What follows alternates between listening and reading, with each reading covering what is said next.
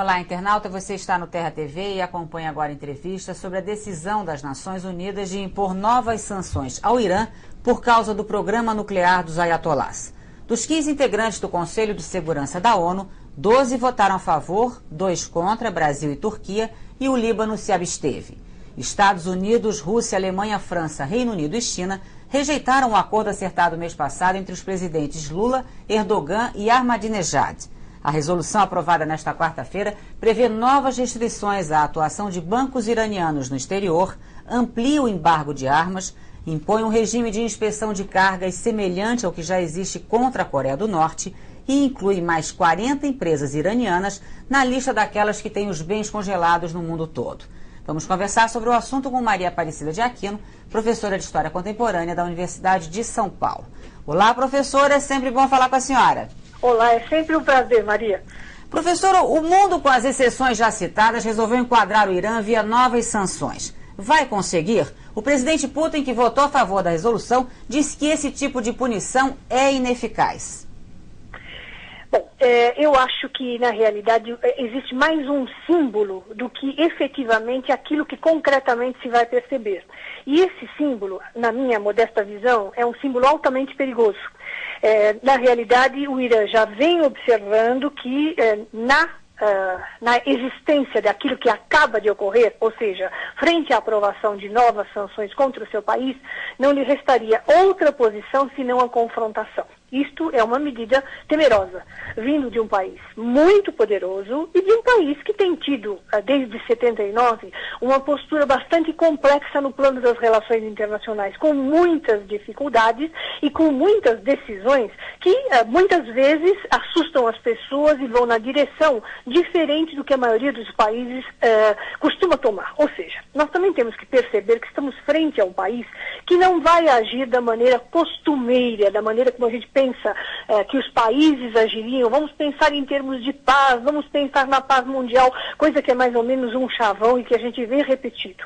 O Irã não faz esse chavão, não trabalha com esses chavões e tem tido uma postura muito reativa também frente à posição que o mundo quase inteiro assumiu no momento em que, a partir de 1979, ele entra na fase da chamada Revolução Islâmica, quando se rompe definitivamente uma aliança que era muito forte e que não era uma aliança do mundo, mas era uma aliança muito forte entre o Irã e os Estados Unidos, que desde 53 apoiavam a postura do Shah Reza Pahlavi. Quando em 1979 surge a Revolução Islâmica e nós vamos conhecer o novo Irã, que é o Irã que nós vemos atualmente, o mundo inteiro vai passar por transformações e os Estados Unidos têm tido a postura mais combativa contra o Irã.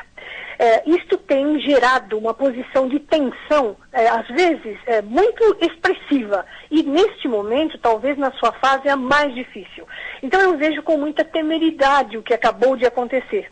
E acho, inclusive, que a postura brasileira, que foi também a postura da Turquia, foi uma postura diplomática madura.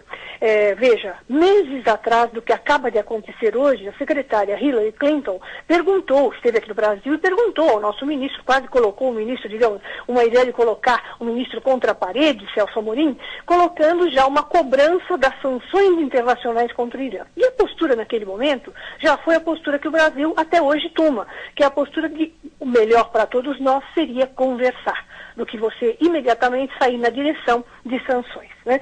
Então, acho que estamos numa situação difícil para o mundo, não é uma situação que tenhamos convivido nos últimos tempos e todos nós, de uma forma ou de outra, sofreremos problemas relacionados com essa decisão, que parece de um pequeno grupo de países das Nações Unidas e assim por diante, mas é uma decisão que vai acabar por interferir no nosso cotidiano, países do mundo inteiro. O Irã representa esse risco todo que os países liderados pelos Estados Unidos acreditam, quer mesmo construir um arsenal de armas atômicas para usar? Olha, eu sinceramente acredito que não. E acredito, inclusive, o seguinte, muitas vezes a gente fala, bom, o Irã não deve ter arsenal nuclear, nenhuma nação mais deve ter arsenal nuclear, mas nenhum de nós é tolo, e a ponto de desconhecer que um arsenal nuclear poderosíssimo existe por parte de grandes nações. E as maiores nações que possuem esse arsenal incontrolável, inconcebível, são, antes de mais nada, os Estados Unidos e a Rússia, a antiga União Soviética. Nós não temos controle algum acerca não temos controle algum acerca de como essas coisas vão daqui para frente refletir. Mas essa é a realidade com a qual nós vivemos. Então nós temos um arsenal incontrolável por parte de grandes nações e de repente vem uma coisa que até parece, em alguns momentos, meio irônica, maldosa. Bom, alguns podem e outros não podem. Pois é, e mais ainda, professora, porque as Nações Unidas são condescendentes com Israel, que tem armas atômicas sem assumir abertamente que as possui. Acreditam que o arsenal existe lá apenas para intimidar os inimigos do Estado judeu? Pois por isso que eu digo que às vezes é uma postura, eu quis ser gentil dizendo que é irônica, mas é pior do que isso, né? É uma postura até hipócrita, vamos dizer a verdade, né? Você desconhece frente ao mundo a existência de países que têm um arsenal sobre o qual não se tem controle algum e frente a uma situação difícil qualquer, por exemplo agora o Irã diz que não lhe resta outra posição senão a confrontação, né? Então vamos imaginar, acontecesse isso com o Estado de Israel, muito bem, ou com o Paquistão ou com a Índia, não estou colocando nada negativo em relação a eles, mas são nações que possuem arsenal nuclear. Essas nações são muito diferentes das outras, por exemplo o Brasil, muito bem, se tivermos um dia uma postura bélica, acredito que nunca teremos, mas se tivéssemos uma postura bélica, estamos lidando, sentando na mesa dos desiguais e não dos iguais. Ou seja, estamos lidando com países que têm um potencial de destruir o planeta, é disto que se trata, e nações que, na realidade, talvez teriam condições minimamente de se defender. É disto que se trata. Na realidade, frente a essa situação tão difícil e tão desigual que nós nos encontramos. Como o Brasil sai desta história? Promoveu um acordo que foi rejeitado e agora voltou contra as sanções, quando alguns analistas achavam que o país ia, no máximo, se abster. Eu acho que o Brasil sai com uma postura madura. A diplomacia brasileira, eu acho que vai ser encarada e deve ser encarada internacionalmente como uma postura madura e como a única postura possível. Ou seja, o que compete a nós, países, o que compete a nós que temos diplomacia, que pensamos nas relações internacionais? Lutar pela continuidade da existência das nações. E só é possível lutar pela continuidade se você pensar na impossibilidade de um conflito nuclear. É disto que se trata. Se isto está colocado na mesa, a postura do Brasil é uma postura extremamente madura. Ela diz o seguinte: vamos conversar com o Irã. Trata-se de conversa e não de admoestação. E agora nós estamos no pior dos mundos, porque a admoestação já veio e veio da parte de alguma coisa com muito poder, do Conselho de Segurança da ONU. Ou seja, sai inclusive da alçada exclusiva dos Estados Unidos e passa para uma alçada internacional. Agora, de qualquer jeito, voltando às sanções, elas só foram impostas porque China e Rússia, por exemplo, que têm negócios com o governo iraniano e com o Irã, jamais apoiariam uma invasão, não é verdade? Sem dúvida. Essas nações, não só porque têm negócios, mas também, eu ouso crer, quero até crer na realidade, têm uma postura um pouco diferenciada no plano das relações internacionais, talvez menos agressiva, menos radical, menos vamos acabar com tudo, vamos chutar o pau da barraca, como a gente diz popularmente, né? Então, nações que têm uma postura diferente dessa, que é o caso do Brasil, por exemplo, eu acho que são nações que tendem a se fortalecer e ter a sua postura respeitada. Isto não quer dizer, ou não nos garante nada frente ao futuro. O nosso futuro é extremamente temeroso, ou seja, se nós pensamos, e aí a gente olha para o passado, né? O historiador tem aquela mania de olhar para trás. Então, pensando em grandes tensões, a crise dos mísseis em 1962, uma enorme tensão, os analistas chegam a dizer que foi o momento em que se chegou mais próximo da possibilidade de uma terceira guerra mundial. Olha, não estamos tão distantes assim. Nós estamos num momento de uma tensão que envolve países de posições extremadas e posturas que parecem não chegar, por diversas razões, a acordo algum.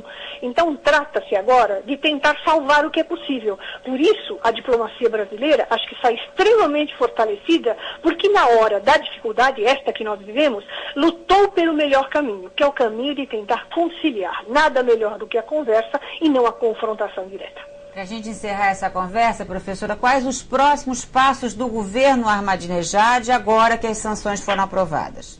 Olha, eu acredito que na realidade ele vai reagir, porque não se trata simplesmente de medidas de caráter político internacional. Trata-se de medidas fortes economicamente, ou seja, as grandes fortunas, os grandes investidores, os grandes financistas iranianos foram atingidos diretamente. Consequentemente, haverá uma reação. E essa reação não será das mais simpáticas, ou seja, eu acredito que haverá uma procura de conversa para o Conselho de Segurança da ONU, tentando, de uma forma mais dura, chegar a um acordo, mas assim, digamos assim, né? Tentamos chegar a um acordo, mas já avisando, olha, estamos no fim das nossas possibilidades. Na inexistência de um acordo, reagiremos de outra forma. E isto, para nós, é a pior coisa que poderia acontecer, porque estaremos frente a países que têm um potencial gigantesco. Nós, volto a dizer, não temos nem medida do que poderia sair, do tipo de armamento que existe da parte das grandes nações. Nós perdemos o controle. Chegou-se na década de 80 de se falar em bomba de nêutrons. Ela era tão maravilhosa porque ela só matava pessoas e mantinha os prédios. Chegou-se a dizer isto. Isto foi falado, foi negociado e parece que é existente. Num mundo como este, quer dizer, uma situação como essa de confrontação, ela só poderá trazer para nós as piores preocupações, que são a inexistência de uma paz possível entre as nações.